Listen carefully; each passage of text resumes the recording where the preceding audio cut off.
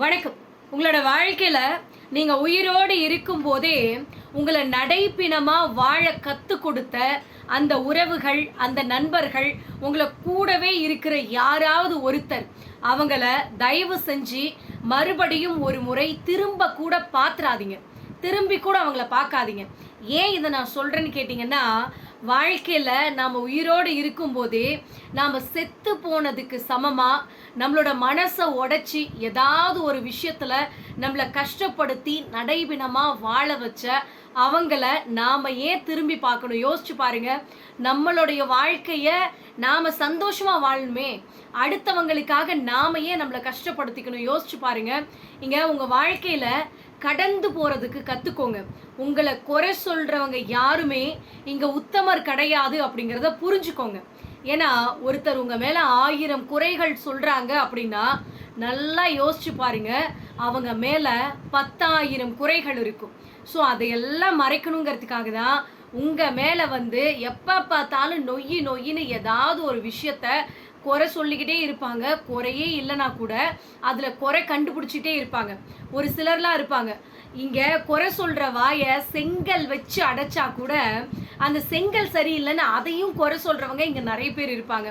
So அவங்களையெல்லாம் கடந்து போக கத்துக்கோங்க. அப்பதான் உங்க வாழ்க்கை நல்லா இருக்கும். இங்க நம்ம வாழ்க்கையில கடந்து போன கசப்பான நிகழ்வுகள் எல்லாம் ரொம்ப கஷ்டமா தான் இருக்கும். அதையே மறுபடியும் நீங்க சுவைக்க நினைக்கிறீங்க? யோசிச்சு பாருங்க. முடிஞ்சு போனது அத்தனையும் கசப்பான நிகழ்வுகள் அப்படின்னு தெரியுது. மறுபடி அது நம்மளுடைய ஞாபகத்துக்கு கொண்டு ஏன் உங்க மனசை நீங்களே கஷ்டப்படுத்திக்கிறீங்க? முடிஞ்சது முடிஞ்சதாவே இருக்கட்டுங்க. ஒருவேளை முடிஞ்சு போன விஷயங்கள் நல்லதா இருக்குது அப்படின்னா அதை யோசிச்சு பாருங்க, தப்பு கிடையாதுங்க. ஸோ கஷ்டமான ஒரு சூழ்நிலை நீங்க கடந்து வந்திருப்பீங்க. அதையெல்லாம் நினைச்சு பார்த்துக்கிட்டே இருந்தீங்க அப்படின்னா இன்னைக்கு பிரசன்ட்ல இருக்கக்கூடிய இந்த காலத்துல உங்களுடைய வாழ்க்கையில இருக்கக்கூடிய நிம்மதியை நீங்க இழந்துருவீங்க. முடிஞ்ச வரைக்கும் கசப்பான நினைவுகளை மறுபடியும் சுவைக்க நினைக்காதீங்க. ஒரு அளவுக்கு மேல யாருக்கிட்டையுமே இறங்கி போகாதீங்க. ஏன்னா அதுக்கப்புறம் உங்களுடைய மதிப்பு என்னன்னு உங்களுக்கே தெரியாம போயிடும். ஸோ முடிஞ்ச வரைக்கும் இறங்கி போங்க, தப்பு கிடையாதுங்க. ஒரு அளவுக்கு மேல இறங்கி போனீங்கன்னு வச்சுக்கோங்களேன், உங்க தலையில வச்சு நல்லா மிளகா அரைச்சிருவாங்க. கடைசி வரைக்கும் உங்களை அடிமையாவே தான் பயன்படுத்திக்குவாங்களே தவிர என்னைக்குமே உங்களை தூக்கி விட்டு அவங்க சந்தோஷப்படணும் அப்படின்னு என்னைக்குமே நினைக்க மாட்டாங்க. இன்னும் சொல்ல போனா வாழ்க்கையில நீங்க உயர வந்தீங்க அப்படின்னா அவங்களுக்கு கோவம் தான் வருமே தவிர சந்தோஷம்லாம் வராதுங்க.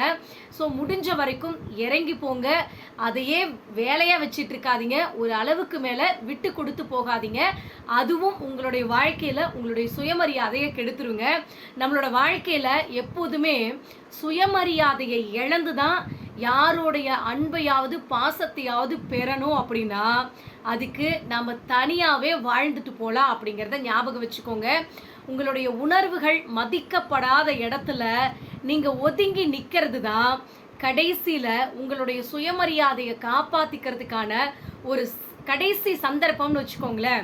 ஸோ என்னைக்குமே உங்களுடைய உணர்வுகளை ஒருத்தவங்க மதிக்கல அப்படிங்கிற பட்சத்தில் நீங்கள் ஏன் போய் அவங்க கிட்ட கையை கட்டி நான் உன் மேலே உண்மையான பாசமாக இருக்கு அப்படின்னு அது நிரூபிக்கிறதுக்காக முயற்சி பண்ணிகிட்டே இருக்கீங்க? யோசிச்சு பாருங்க. ஸோ மதிக்கல, நம்மளோட உணர்வுகளுக்கு அவங்க மதிப்பு கொடுக்கல அப்படின்னா நீ உன் வேலையை பாரு, நான் என் வேலையை பார்க்குறேன், நான் எனக்கு பிடிச்ச மாதிரி இருக்கேன் அப்படின்னு நீங்கள் ஒதுங்கி வந்துறது தான் உங்களுடைய கௌரவத்தை நீங்கள் காப்பாற்றிக்கிறதுக்கான கடைசி சந்தர்ப்பம். ஞாபகம் வச்சுக்கோங்க. ஸோ உங்களோட வாழ்க்கையில் நீங்கள் என்றைக்குமே உங்களுடைய சுயமரியாதையை இழந்து தான் ஒரு வாழ்க்கை வாழணும் அப்படின்னா அப்படிப்பட்ட கேவலமான வாழ்க்கை நமக்கு தேவையே இல்லை அப்படின்னு முடிவு பண்ணுங்க. இங்க வெறுத்தவங்களை உங்களோட வாழ்க்கையில என்னைக்குமே தேடி தேடி போகாதீங்க. உங்களை விலக்கி வச்சவங்களை பின்தொடராதீங்க. உங்களை அவமதிச்சாங்க பார்த்தீங்களா, ரொம்ப கேவலப்படுத்தி இருப்பாங்க, அவமானப்படுத்தி இருப்பாங்க, அவங்க கிட்டலாம் போய் நியாயமே கேட்காதீங்க. ஏமாத்தினவங்களை பழி வாங்கணும் அப்படின்னு கனவுல கூட நினைக்காதீங்க. நாடகம் ஆடிட்டு போறாங்க பார்த்தீங்களா, நல்லவங்க மாதிரி நடிச்சு வேஷம் போட்டு நாடகம் ஆடிட்டு போனவங்களை போய் நோகடிக்கணும் அப்படின்னு என்னைக்குமே நினைக்காதீங்க. உங்களை ஒதுக்கி வச்சுட்டு உங்களை ரொம்ப சீப்பாக ஹேண்டில் பண்ணிட்டு போயிட்டே இருந்தாங்க பார்த்தீங்களா, அவங்களையெல்லாம் மறுபடியும் போய் சேரணும் அப்படின்னு என்றைக்குமே நினைக்காதீங்க. ஒரே ஒரு விஷயத்தை மட்டும் ஞாபகம் வச்சுக்கோங்க, காலம் அவங்க எல்லாருக்கும் சரியான பதிலடி கொடுக்கும். ஸோ அவங்களுக்கான பாடத்தை தக்க தருணத்தில் கண்டிப்பாக அவங்களுக்கு உணர்த்தும். ஸோ உங்களை கஷ்டப்படுத்துனவங்க, நோகடிச்சவங்க, ஒதுக்கி வச்சவங்க, இவங்க எல்லாத்தையும் பழி வாங்குறேன் அப்படின்னு உங்கள் வாழ்க்கையில் நீங்கள் எடுக்கக்கூடிய விபரீதமான முடிவுகளால் உங்கள் வாழ்க்கையில் நீங்கள் நிம்மதியை இழந்து போயிடுவீங்க. ஸோ தயவு செஞ்சு சொல்கிறேன், எல்லாத்தையும் கொண்டு போய் காலத்திடம் ஒப்படைச்சிருங்க. ஏன்னா இந்த உலகத்திலேயே ரொம்ப கொடுமையாக பழி வாங்கிறதுக்கு காலத்தை விட மிகச்சிறந்த ஒருத்தனால எதுவுமே முடியாதுங்க. நீங்கள் நினச்சி கூட பார்த்துருக்க மாட்டீங்க. ஒரு சில டைமில் நீங்கள் யோசிச்சு பாருங்களேன், ரொம்ப மனசு நொந்து போயிருப்பீங்க. யாரோ ஒருத்தவங்களால மனசு நொந்து போய் வேதனையில் உட்காந்துருந்துருப்பீங்க. அப்போல்லாம் அவங்க ரொம்ப சந்தோஷமாக இருந்திருப்பாங்க. ஆனால் நீங்கள் நினச்சிருப்பீங்க, இவெல்லாம் சந்தோஷமாக இருக்கிறான், கடவுள் ஏன் தான் இப்படி பண்ணுறாருன்னு எனக்கு தெரியலையே, நம்மளை கஷ்டப்படுத்தினவங்களாம் சந்தோஷமாக வாழ்கிறாங்க, ஆனால் நாம் ஏன் இப்படி கஷ்டப்பட்டுக்கிட்டே இருக்கோம் அப்படின்னு ஒரு சில டைமில் நீங்கள் யோசிச்சிருப்பீங்க.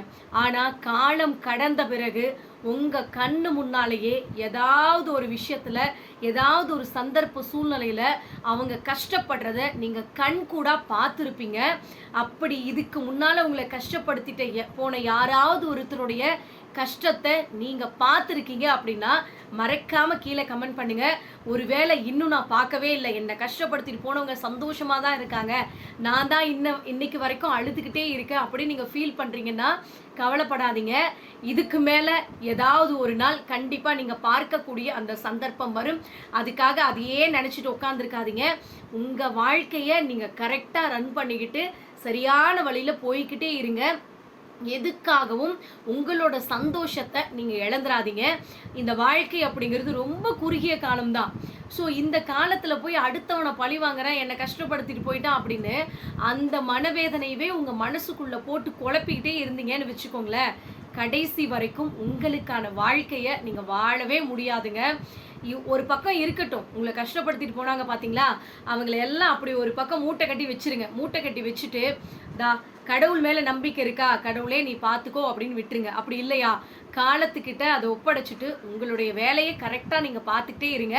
அது அதோடைய வேலையை கரெக்டாக செஞ்சிரும் அப்படிங்கிறது தான் உண்மை. மனசில் இடம் பிடிக்கிற வரைக்கும் நிறைய பேரை பார்த்தீங்கன்னா வார்த்தையில் தேனை தடவி அப்படியே ரொம்ப ஸ்வீட்டாக பேசுவாங்க. அப்படி இனிக்க இனிக்க நம்மக்கிட்ட அப்படியே வந்து பேசுவாங்க, நடிப்பாங்க. ஆனால் ஆசைகளும் தேவைகளும் தீர்ந்து போணுச்சுன்னு வச்சுக்கோங்களேன், இல்லை உங்ககிட்ட தீர்ந்து போகுது அப்படிங்கிற ஒரு நிலைமை வந்துருச்சுன்னு வச்சுக்கோங்களேன், உங்களுடைய புன்னகை கூட அவங்களுக்கு விஷமாக மாறிடுங்க. நல்லா யோசிச்சு பாருங்க. அப்படியெல்லாம் யாராவது ஒருத்தவங்க இருக்கிறாங்க அப்படின்னா விட்டுட்டு போயிடுங்க, கவலையே படாதீங்க. ஸோ உங்களோட வாழ்க்கை அப்படிங்கிறது உங்களுக்கானதே தவிர அடுத்தவங்களுக்கானது கிடையாது. நீங்கள் அடுத்தவங்களுக்காக யோசிச்சு உங்களுடைய வாழ்க்கையை வீணடிச்சுக்காதீங்க.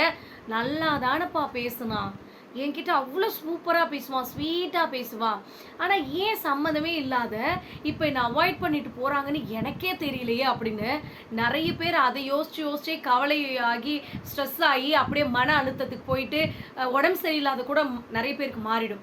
ஸோ தயவு செஞ்சு அதுக்காகலாம் வருத்தப்படாதீங்க. உங்களை கஷ்டப்படுத்திட்டு அவாய்ட் பண்ணிட்டு போகிற அவங்களே சந்தோஷமாக இருக்கிறப்போ நாம் ஏங்க கஷ்டப்படணும்? யோசிச்சு பாருங்க. ஸோ என்னோட வீடியோ பார்க்குற நீங்கள் அத்தனை பேருமே எந்த காரணத்துக்காகவும் மன உளைச்சலுக்கு ஆளாகக்கூடாது. ஒரு சிலர் வந்து நம்மளோட வீடியோ பார்த்துட்டு கமெண்ட் பண்ணுறாங்க, என் வாழ்க்கையில் யார் சாமி நீங்கள், என்னோட வாழ்க்கையில் 40 வருஷத்துக்கு முன்னால் இந்த வீடியோ நான் பார்த்துருந்தேன்னா என்னோடய வாழ்க்கையே மாறி இருக்கும், நிறைய பேரை பற்றி நான் நல்லா புரிஞ்சுக்கிட்டு இருந்திருப்பேன், ஸோ இப்போவாது உங்களுடைய வீடியோவை பார்த்தனே அப்படின்னு சந்தோஷப்படுறேன்.